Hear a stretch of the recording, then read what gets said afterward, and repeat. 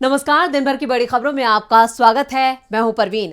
आज इस बुलेटिन में बात होगी रेवंत रेड्डी के शपथ ग्रहण की, बीजेपी में सीएम पद को लेकर तेज होते टकराव की, इंडिया गठबंधन की बैठक को लेकर फंसे पेच की, ईवीएम पर कांग्रेस के बड़े सवालों की। इसके साथ ही देखेंगे कि जाने माने कार्टूनिस्ट इरफान की किस खबर पर पड़ी तिरछी नजर, और बुलेटिन के आखिर में बात 2 लाख करोड़ के बड़े नुकसान की। इसके अलावा और भी कई बड़ी खबरों से आपको करवाएंगे रूबरू, लेकिन तमाम बड़ी खबरों से पहले एक नजर सुर्खियों पर। तमिलनाडु में मेचोंग से बिगड़े हालात, घरों में घुसा पानी, सड़कों पर चल रही है नाव, सीएम स्टालिन ने दी बचाव अभियान की जानकारी। बिहार में शिक्षक भर्ती के दूसरे चरण की परीक्षा 7 दिसंबर से 1,22,286 पदों पर होगी बहाली, बीपीएससी ने जारी की गाइडलाइन। लॉरेंस बिश्नोई गैंग के खिलाफ ईडी की बड़ी कार्रवाई, हरियाणा राजस्थान में की गई छापेमारी। इलाहाबाद हाईकोर्ट ने 2 दिन के लिए टाली ज्ञानवापी केस की सुनवाई, 7 दिसंबर से फिर शुरू होगी सुनवाई। बढ़त के साथ बंद हुआ शेयर बाजार, सेंसेक्स 431 अंक चढ़कर 69,296 पर हुआ बंद, निफ्टी 168 अंकों की तेजी के साथ 20,864 के स्तर पर हुआ बंद। ये तो थी सुर्खियां, और अब बात आज की सबसे बड़ी खबर की। तेलंगाना में केसीआर को मात देने के बाद कांग्रेस सरकार बनाने जा रही है। 7 दिसंबर से राज्य में कांग्रेस की सरकार होगी। वहीं रेवंत रेड्डी तेलंगाना के अगले सीएम होंगे। रेवंत के नाम पर कांग्रेस अध्यक्ष मल्लिकार्जुन खड़गे ने मोहर लगा दी है। तो कब होगी रेवंत की ताजपोशी, देखते हैं ये रिपोर्ट। तेलंगाना में रेवंत रेड्डी की ताजपोशी होने जा रही है। 3 दिसंबर को 119 विधानसभा सीटों के आए चुनावी नतीजों में कांग्रेस ने 64 सीटों पर जीत दर्ज की है। वहीं बीआरएस को 39, बीजेपी को 8 और एआईएमआईएम को 7 सीटें मिली हैं। वहीं 1 सीट अन्य के खाते में गई है। कांग्रेस ने अब अपने सीएम पद पर फैसला कर लिया है। रेवंत रेड्डी तेलंगाना के नए मुख्यमंत्री बनेंगे। रेवंत रेड्डी का राजभवन में 7 दिसंबर को शपथ ग्रहण होगा। उनके साथ कुछ मंत्री भी शपथ लेंगे। हैदराबाद में हुई विधायक दल की बैठक में सर्वसम्मति से यह फैसला लिया गया कि सीएम नियुक्त करने का आखिरी फैसला कांग्रेस आलाकमान पर छोड़ दिया जाए। सीएलपी बैठक होने से पहले वरिष्ठ कांग्रेस नेताओं और डीके शिव कुमार ने एक होटल में भी बैठक की थी। सीएलपी की बैठक करीब 20 मिनट तक चली। डीके शिव कुमार ने आज पर्यवेक्षकों की रिपोर्ट अध्यक्ष खड़गे को सौंपी, जिसके बाद आलाकमान ने सीएम पद के लिए रेवंत के नाम का ऐलान किया। हालांकि सभी वरिष्ठ कांग्रेस विधायकों ने एआईसीसी को सीएलपी नेता का नाम देने के लिए अधिकृत करने वाले प्रस्ताव का समर्थन किया। रेवंत को 2021 में तेलंगाना कांग्रेस का प्रमुख बनाया गया था। रेवंत रेड्डी पर राहुल गांधी ने भी भरोसा दिखाया और उन्हें तेलंगाना की कमान सौंपी। रेवंत रेड्डी के नेतृत्व में कांग्रेस ने जो मेहनत की और स्ट्रेटेजी बनाई, उसका फायदा इस चुनाव में दिखा। इसके बाद से वो लगातार जमीन पर काम कर रहे थे। रेवंत रेड्डी का जन्म महबूब नगर जिले के कोंडा रेड्डी पल्ली में 8 नवंबर 1969 को हुआ था। छात्र जीवन में अखिल भारतीय विद्यार्थी परिषद के सदस्य रहे रेवंत ने साल 2006 में सक्रिय राजनीति में उतरे थे। तेलुगु देशम पार्टी की टिकट पर उन्होंने 2009 में कोडांगल विधानसभा सीट से चुनाव जीता था। 2014 में वो तेलंगाना विधानसभा में तेलुगु देशम पार्टी के टिकट पर चुनाव जीते थे, मगर 2017 में वो हवा का रुख देखते हुए कांग्रेस में शामिल हो गए, लेकिन इसका खासा फायदा नहीं हुआ और 2018 में चुनाव हार गए। कांग्रेस ने 2019 में रेड्डी को दोबारा मौका दिया और मल्काजगिरी से मैदान में उतारा। इस चुनाव में उन्होंने अच्छी जीत दर्ज की थी। तेलंगाना में रेवंत रेड्डी अगले सीएम होंगे। वहीं 5 में से 3 राज्यों में जीतने वाली बीजेपी एक भी राज्य में सीएम का नाम फाइनल नहीं कर पाई है, और अब तो राज्यों से जो खबरें आ रही हैं, उसने बीजेपी की टेंशन को और बढ़ा दिया है। मध्य प्रदेश, राजस्थान और छत्तीसगढ़ में बीजेपी को जीत मिली, लेकिन ये जीत अब हाईकमान की परेशानी बढ़ाती दिख रही है, क्योंकि हाईकमान तय नहीं कर पा रहा है कि सीएम किसे बनाया जाए। तीनों ही राज्यों में बीजेपी ने पीएम मोदी को चेहरा बनाया था। अब ऐसे में हाईकमान को तय करना है कि राज्यों की कमान किसे देनी है। दूसरी ओर राज्यों में सीएम पद को लेकर खींचतान शुरू हो गई है। राजस्थान के पूर्व सीएम वसुंधरा राजे सिंधिया ने अपने आवास पर अपने समर्थक विधायकों को डिनर पर बुलाया। दावा ये किया जा रहा है कि इसमें करीब 40 विधायक शामिल हुए।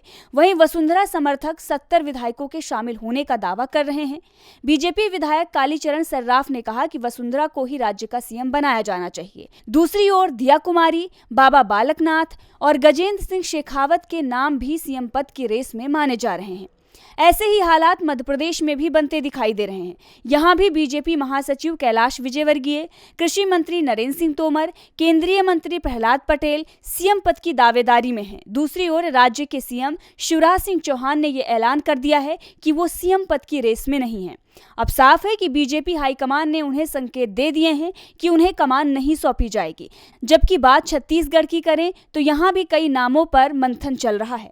पूर्व सीएम रमन सिंह दौड़ में सबसे आगे माने जा रहे हैं, लेकिन केंद्रीय मंत्री रेणुका सिंह और बीजेपी के प्रदेश अध्यक्ष अरुण साव भी दौड़ में बने हुए हैं। दरअसल अगर राजस्थान में वसुंधरा की दावेदारी कमजोर पड़ती है तो छत्तीसगढ़ में रेणुका सिंह का दावा मजबूत हो जाएगा। वो महिला हैं और आदिवासी समाज से आती हैं, लेकिन बीजेपी ने अगर ओबीसी समाज पर दांव लगाया तो अरुण साव भी भारी पड़ सकते हैं। फिलहाल बीजेपी हाईकमान सीएम पद के नामों को लेकर मुश्किल में दिख रहा है और अब तो यहां तक माना जा रहा है कि नाम तय होने में 3 से 4 दिन का समय लग सकता है।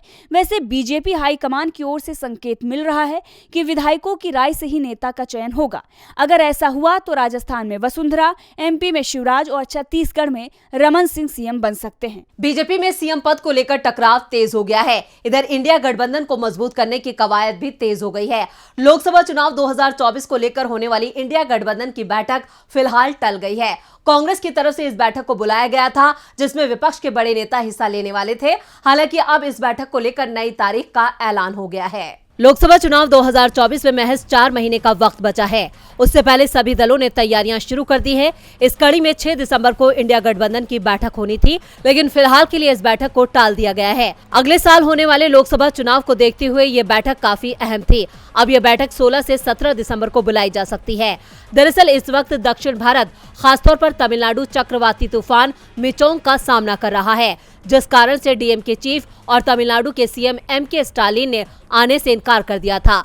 दूसरी ओर ममता बनर्जी समेत कई नेताओं ने बैठक में आ पाने में असमर्थता जताई थी। पश्चिम बंगाल के सीएम ममता बनर्जी के घर में शादी का कार्यक्रम है, जिसकी वजह से वो बैठक में शामिल नहीं हो सकती थी। इसके साथ ही नॉर्थ बंगाल में भी ममता के कार्यक्रम पहले से ही तय हो चुके थे। पश्चिम बंगाल की सीएम ने 6 दिसंबर को प्रस्तावित बैठक को लेकर कहा था कि अगर उन्हें पहले से जानकारी होती तो वो नॉर्थ बंगाल के कार्यक्रम तय नहीं करती। वहीं बिहार के सीएम नीतीश कुमार की तबीयत भी खराब होने की खबरें आ रही थी, जिस वजह से उनके भी बैठक में नहीं आने की खबरें सामने आ रही थी, जिस कारण से बैठक को टालना जरूरी हो गया था।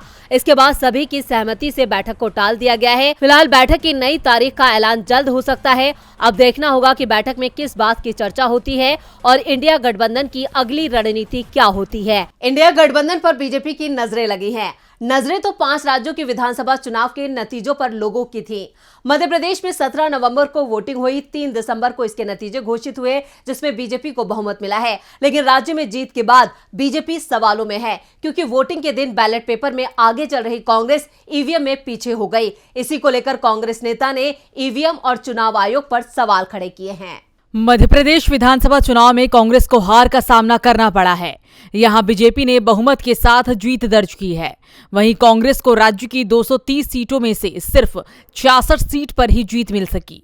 बीजेपी की इस विराट जीत के बाद कांग्रेस पार्टी के कद्दावर नेता और राज्य के पूर्व सीएम दिग्विजय सिंह ने ईवीएम यानी कि इलेक्ट्रॉनिक वोटिंग मशीन पर ही सवाल खड़ा कर दिया।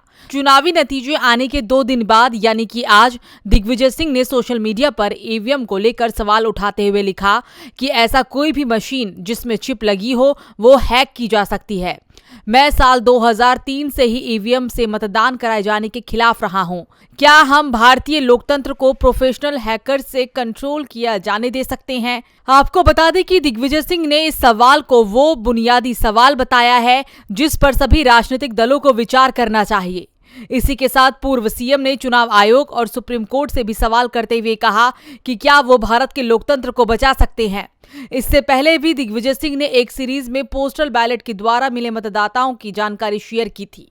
पोस्टल बैलेट के जरिए पड़ने वाले मतों में ज्यादातर सीटों पर कांग्रेस पार्टी को ही बीजेपी से ज्यादा वोट मिले। इस पर दिग्विजय सिंह ने सवाल करते हुए कहा कि अगर जनता वही है तो ईवीएम और पोस्टल बैलेट की वोटिंग में इतना फर्क कैसे आ गया। दिग्विजय सिंह ने पोस्टल बैलेट के नतीजों की जानकारी देते हुए लिखा कि पोस्टल बैलेट के जरिए कांग्रेस को 199 सीटों पर बढ़त है, जबकि इसमें से अधिकांश सीटों पर ईवीएम काउंटिंग में हमें मतदाताओं का पूर्ण विश्वास न मिल सका।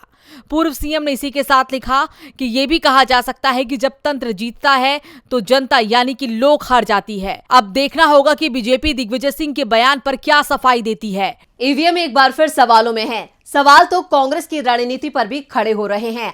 विधानसभा चुनाव में कांग्रेस की हार और सरकार गंवाने के बाद मध्य प्रदेश और राजस्थान में विधायक दल की पहली बैठक राज्यों के पार्टी मुख्यालय पर हुई, जिसमें हार के कारणों पर मंथन किया गया। साथ ही नेता प्रतिपक्ष का फैसला आला कमान पर छोड़ने का प्रस्ताव पारित किया। बैठक में पार्टी के सभी विधायक शामिल हुए। क्या है पूरी खबर, देखते हैं इस रिपोर्ट में। छत्तीसगढ़, मध्य प्रदेश और राजस्थान में कांग्रेस इस बार विपक्ष की भूमिका निभाने वाली है और पार्टी ने एमपी और राजस्थान में आज विधायक दल की बैठक भी की।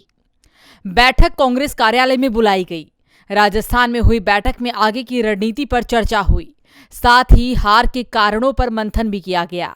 बैठक में चुनाव में भीतरघात का मुद्दा भी उठा, साथ ही हार के लिए वरिष्ठ नेताओं की जिम्मेदारी तय करने की मांग की गई। बैठक को लेकर कांग्रेस नेता सचिन पायलट ने कहा कि ये समय एक दूसरे पर दोष देने का नहीं है, हमें सोचना होगा कि आखिर जनता का साथ हमें क्यों नहीं मिला। वहीं मध्य प्रदेश में भी चुनाव में हार के कारणों को जानने के लिए पीसीसी चीफ कमलनाथ ने राजधानी भोपाल में बैठक बुलाई थी। बैठक में हारे हुए उम्मीदवारों को भी बुलाया गया था। कमलनाथ की अध्यक्षता में हुई इस बैठक में मंथन किया जाएगा कि किन कारणों से कांग्रेस को हार का सामना करना पड़ा है। इस बैठक के बाद रिपोर्ट दिल्ली भेजी जाएगी। रिपोर्ट के दिल्ली पहुंचने के बाद इस पर कांग्रेस के राष्ट्रीय अध्यक्ष मल्लिकार्जुन खड़गे, सोनिया गांधी, राहुल गांधी सहित पार्टी के वरिष्ठ नेता मंथन करेंगे। वहीं कांग्रेस आलाकमान ही तीनों राज्यों में नेता प्रतिपक्ष के नामों को भी तय करेंगे। कांग्रेस विधायकों ने भी नेता प्रतिपक्ष के चयन का फैसला हाईकमान पर छोड़ने की बात कही है। कांग्रेस में अहम पदों का फैसला हाईकमान पर छोड़ने की परंपरा रही है। बता दें कि 5 राज्यों में हुए विधानसभा चुनाव को लोकसभा चुनाव 2024 का सेमीफाइनल के तौर पर भी देखा जा रहा था। ऐसे में कांग्रेस अपनी गलतियों को सुधारने की कोशिश करने जा रही है। ये चुनाव कांग्रेस के लिए बड़ा सबक लेकर आए हैं। वहीं विपक्षी सांसद ने बीजेपी को भी सबक सिखाने की कोशिश की। संसद के शीतकालीन सत्र के दूसरे दिन आज लोकसभा में गृह मंत्री अमित शाह ने जम्मू कश्मीर आरक्षण संशोधन बिल पेश किया। और क्या कुछ हुआ संसद में, देखते हैं इस रिपोर्ट में।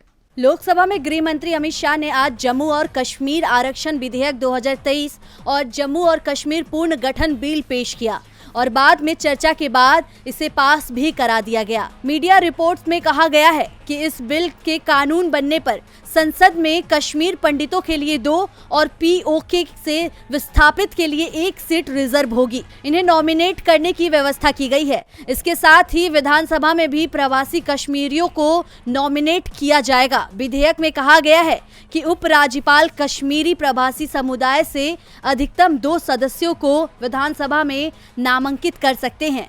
इनमें से 1 सदस्य महिला होनी चाहिए। प्रवासियों को ऐसे व्यक्तियों के रूप में परिभाषित किया गया है जो 1 नवंबर 1979 के बाद कश्मीर घाटी या जम्मू और कश्मीर राज्य के किसी अन्य हिस्से से चले गए और राहत आयुक्त विभाग में पंजीकृत हैं। विधेयक पर चर्चा में शाह ने कहा कि हम 1950 से कह रहे हैं कि देश में एक प्रधान, एक निशान, एक विधान होना चाहिए और हमने ये किया। बिल पर बोलते हुए टीएमसी सांसद सौगत राय ने कहा कि लोगों को काम चाहिए जो कि सरकार नहीं दे पा रही है। आपको बता दें कि सत्र के दूसरे दिन महुआ मोइत्रा पर एथिक्स कमेटी की रिपोर्ट पेश की जानी थी।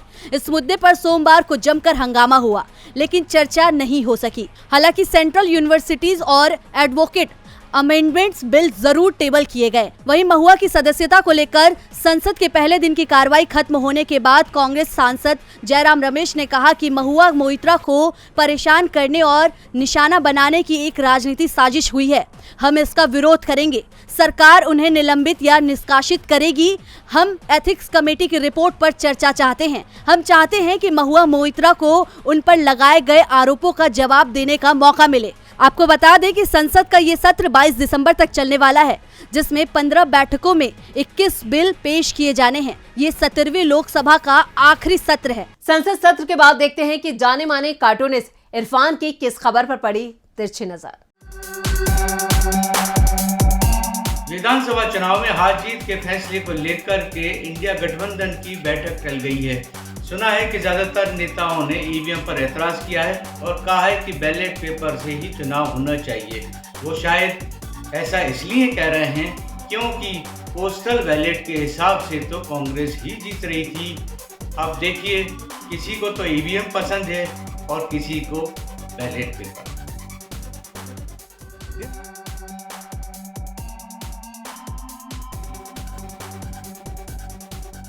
बहुत बहुत शुक्रिया इरफान जी। और बुलेटिन के आखिर में बात 2 लाख करोड़ के नुकसान की। हम सभी को बैंक से कर्ज लेने के लिए तमाम पापड़ बेलने पड़ते हैं। इसके बाद अगर आपकी एक किश्त भी चूक जाए तो बैंक आपका जीना हराम कर देते हैं, आपका क्रेडिट स्कोर खराब करके आगे के लिए मुश्किलें खड़ी कर देते हैं। किसानों की कर्ज माफी पर सवाल किए जाते हैं तो वहीं देश में उद्योगपतियों को सरकार स्पेशल ट्रीटमेंट देती है। क्या है पूरी खबर, देखते हैं इस रिपोर्ट में। देश में अगर किसी किसान या किसी आम लोगों को बैंक से लोन लेना होता है तो उन्हें तमाम तरह के पापड़ बेलने पड़ते हैं, लेकिन किसी बिजनेसमैन को कोई लोन लेना होता है तो बैंक और सरकार उसके लिए सबसे आगे दिखाई देती है। इस देश में ऐसे 2623 लोग ऐसे भी हैं जिन्होंने अलग अलग बैंकों का 1.96 लाख करोड़ रुपए हजम कर लिया है और डकार भी नहीं ली। इन बिलफुल डिफॉल्टर से पैसा निकालने में बैंक अभी तक सफल नहीं हो पाया है। केंद्र सरकार ने बताया कि भारतीय रिजर्व बैंक के आंकड़ों के अनुसार मार्च 2023 तक देश में 2623 बिलफुल डिफॉल्टर हैं। ये वो लोग हैं जिनके पास 5 करोड़ या उससे ज्यादा रुपए फंसे हैं। इनके पास बैंकों का 1,96,49,000 रुपए फंसे हुए हैं। ये जानबूझकर उस पैसे को वापस नहीं कर रहे हैं। तमाम कोशिशों के बावजूद बैंक इनसे पैसे निकलवाने में सफल नहीं हो पाई है। वित्त राज्य मंत्री भागवत कडार ने लोकसभा में बताया कि वित्तीय वर्ष 2022 और 23 में बैंकों ने जितने भी लोन बट्टे खाते में डाले उनमें से आधे से ज्यादा बड़ी कंपनियों और सर्विसेज के थे। पिछले साल में कुल 2.09 लाख करोड़ रुपए के लोन माफ किए गए हैं। इनमें से 1.09 लाख करोड़ रुपए के कर्ज बड़ी कंपनियों के थे। ये आंकड़ा 52.3% होता है। वहीं वित्त मंत्री निर्मला सीतारमण ने इस मुद्दे पर कहा कि जानबूझकर डिफॉल्टरों पर कार्रवाई की जा रही है। बैंक इन डिफॉल्टरों से पैसा वापस पाने के लिए कदम उठा रहा है। 31 मार्च 2020 तक कुल 33,801 करोड़ रुपए की वसूली हुई। उन्होंने आगे कहा कि लगभग 15,000 करोड़ रुपए से अधिक की राशि डिफॉल्टरों से बैंकों को वापस कर दी गई है, जिन पर PMLA कार्रवाई की गई है। 1 दिसंबर तक 15,186.64 करोड़ रुपए की संपत्ति ईडी द्वारा जब्त की गई थी। फिलहाल ये सोचने की जरूरत है कि अगर देश में कोई गरीब वर्ग का इंसान बैंक के पास लोन लेने के लिए जाता है तो उसे कितना परेशान किया जाता है, ये किसी से छिपी नहीं है। फिलहाल ये सोचने की जरूरत है, अगर देश में कोई गरीब वर्ग का इंसान बैंक से पैसे लेते हैं तो उन्हें कितना परेशान किया जाता है, ये किसी से छिपी नहीं है। फिलहाल सरकार इस पर आगे क्या करती है ये देखना होगा। तो आज इस बुलेटिन में इतना ही। देखते रहिए DB लाइव। नमस्कार।